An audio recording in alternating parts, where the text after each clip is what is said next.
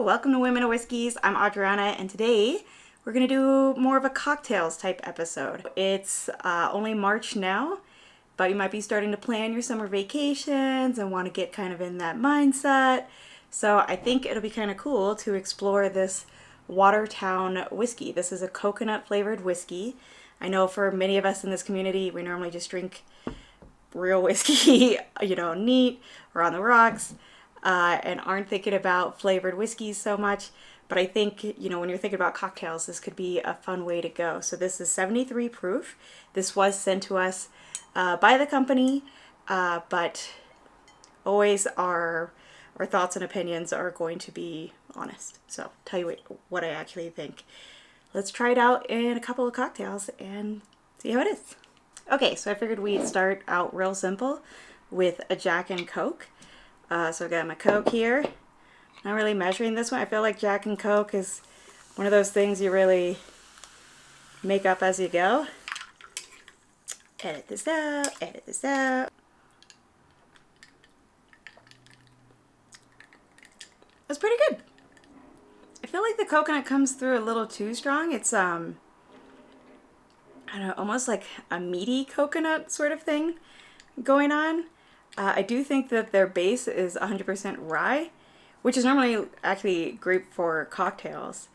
But maybe that's bringing out like the meatiness of a coconut more. Let's try that rum and Coke with the splash of lime. The acid of the lime might actually really help balance out the sweetness coming through with the coconut. That helps a lot.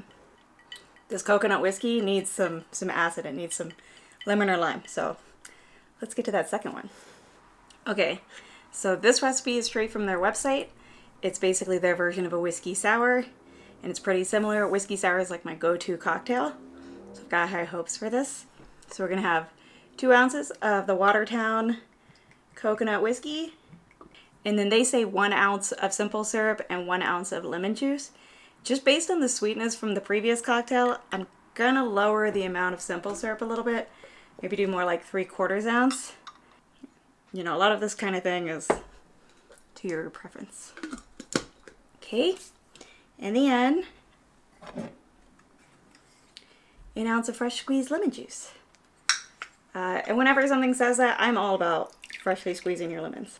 And then normally I would do the egg white, that is like sort of an optional but kind of standard for a real whiskey sour. But eggs are expensive right now, y'all, so we're just gonna skip it for this one.